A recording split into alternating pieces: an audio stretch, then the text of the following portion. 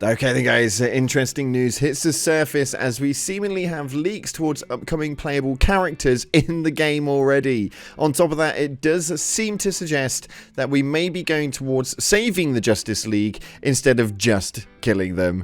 So much inside of this game reads so much out loud, and we are going to dive into it today with a couple of articles breaking it down for you. If you haven't already, smash that beautiful blue thumbs up and subscribe with post notification turned on. It'd be greatly appreciated. On top of that, check out our sponsor, Cymax, the #1 nutrition experts, providing supplements proven to help fitness, weight loss, shredding, and bodybuilding. So if you're like me, you're getting on a bit, and you want to make yourself look better, head on down to the description right now and use code CLOUD10 at checkout for a cheeky discount. So with that being said, let's dive on in to today's video. So starting off, we have an IGN article right here, which quotes, and I state, right now, Suicide Squad Kill the Justice League villain seemingly leaks upon upcoming playable character.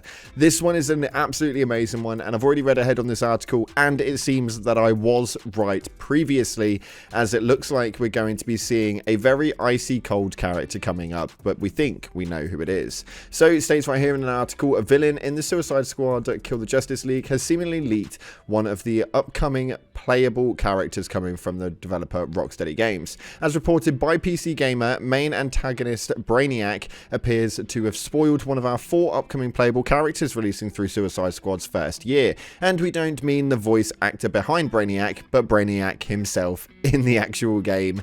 Reddit user 090 Plays posted a gameplay clip showing their Harley Quinn taking down an enemy, only to be called the wrong name by Brainiac. "I didn't expect you to be the weak link in this chain, Freeze," the baddie said.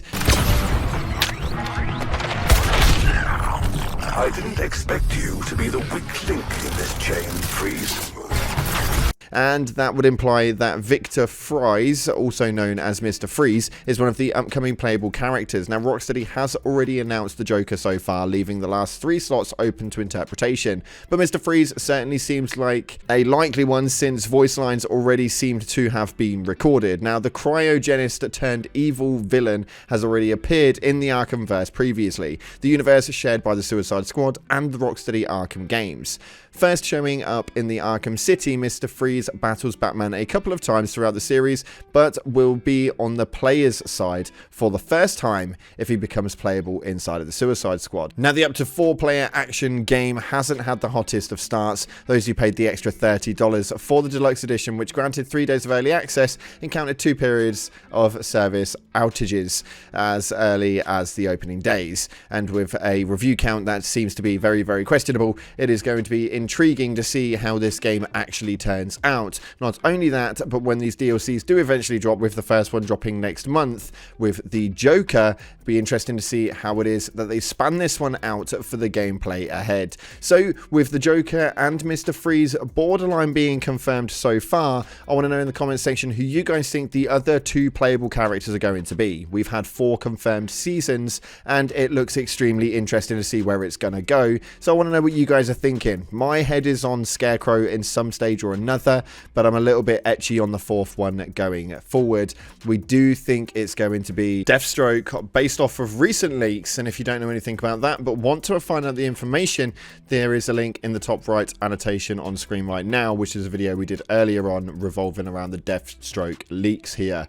But moving forward, a lot of players are angry about the fact that you have to kill the Justice League to play the game, and it's in the title, and I've said it once, I've said it a million times, it's in the bloody title, there's no spoilers here. But irrelevant to it, we may be heading towards Suicide Squad Save the Justice League this year. Via an article on Forbes by Paul Tassi, he seems to have dove in quite heavily on this one, and it's actually really interesting to listen to. So ever since the premise of Suicide Squad Kill the Justice League was announced, it seemed exceedingly unlikely that after 3 Arkham games, Rocksteady's plan was to actually kill its Batman plus the rest of the Justice League, just as we met them for the first time. But while yes, you do in fact kill the entire Justice League during the course of the game, but yeah, that's, I guess, spoilers to a degree, there is an increasing amount of evidence that the rest of the year, the live aspect of the game, may be about saving or reuniting them instead. Now, he's not digging into Datamind stuff here, as he does believe that there are plenty of clues in the game itself. First and foremost, there are just too many weird things that don't add up, and indicate state one specific theory, that the Justice League members we fought are clones, rather than the actual originals. Now, the originals, which Brainiac still may be keeping hostage on his ship or elsewhere. Let's take a look at what it is that he's got on here. First piece of information with regards to this backing is the fact that the Flash loses a finger and later reappears having regrown it completely. Now, they make this very obvious as he points at the camera in a certain part of the game after Captain Boomerang cuts it off with his boomerang in the early doors. That one on its own is quite ship-shapey, and obviously the Flash disappears, reappears, and so on and so forth between the 2 points, leading to the fact that he may just be a clone of it. Now, the Green Lantern's ring doesn't fly away when he's dead and let King Shark temporarily use it, which is not how those rings work, I may add, and may indicate a poor copy of one. Plus, the Green Lantern is dead, the shield doesn't actually go down. Later it appears that in the background of the cutscene, a green light is ascending to the sky. The ship seemingly reclaims his body or the ring itself, and that is quite an interesting concept to say the least, but there is still 3 more, so listen to these ones because they're absolutely mental. Now, Superman is stamped in the chest with green kryptonite and barely reacts. This leads to a theory by Lex that the corruption has altered the heroes in some fundamental way, and they use Batman's DNA to find the answer. But the idea is, if they all share some sort of shared DNA thing from Brainiac, then it could indicate cloning, and I think that that is a solid input. But there is another line by Brainiac that has about making more of you when he is trash talking you during combat, which is so damn interesting. And the final factor right here is that there's the fact that Brainiac quite literally uses Batman and Flash DNA to make new enemies that you fight against in combat. All of this is DNA based stuff, not just some mind control brainwashing thing, so why go down that road? And on top of it, the actual boss fight that we have at the end, the one of 13 Brainiacs, is actually a replication of the Flash, so he's able to just turn himself into it, which is extremely interesting, and it did mean that you were going to be able to face the Flash without actually facing the Flash in a purple format. It's a really interesting one, but the idea here is that after killing the evil Justice League, the Suicide Squad will discover what really happened and then be tasked with rescuing the original Justice League from the clutches of Brainiac, wherever he actually has them stashed. Now, this would be solving the problem of, oops, we murdered the entire Arkhamverse Justice League, which always seemed to be like a decision that would not be permanent, but rather than a time travel or thing, something like that, this may be the answer. An alternative perhaps, or an easier one, is that alternate universe JLA members could be pulled into the Elseworld in order to reassemble that way, though I like the cloning idea more. And I am definitely backing Paul Tassi on this one, because I seem to think that actually something that's quite funny is how these lot have actually interpreted the entire game, and it does seem to be that everybody's kicking off about the way that the Justice League was taken out. Although if it's not actually the Justice League, do they really have anything to be angry about?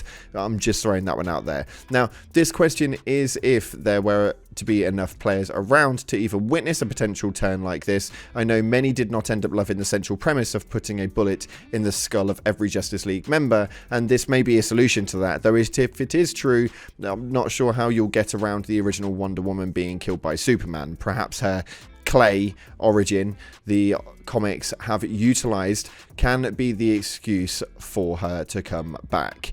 Would seem to be the case by the fact that she crumbles into dust, and it would also not leave DNA for Brainiac to clone her from her dead body. So that is one character that we do have quite a lot of questions about right now, because obviously Wonder Woman was not taking into the ship, she was not replicated, or she was not like structured up with new DNA to turn into these evil versions. She was genuinely herself when she actually died. So it'll be interesting to see how this one plays out, and for me, I'm so damn excited, and the theories are going in hot, and I want to know what you guys are thinking down in the comment section below. Do you think that this article actually posts up a genuine thing that we could be seeing? And if they aren't, then I really recommend that you do it. WB Games, you've got some freaking haters your way, and you need to turn it around somehow. I'm just saying. Irrelevant to it, I'll be here to report on absolutely everything that happens inside of this game. So if you want to stay tuned to it, make sure you subscribe, post notifications turned on, and stick a love heart in the comment section below to show some love for our fallen Justice League members, or the clones. Thanks again for watching, guys. Appreciate your faces. Like, subscribe, and I'll see you in the clouds.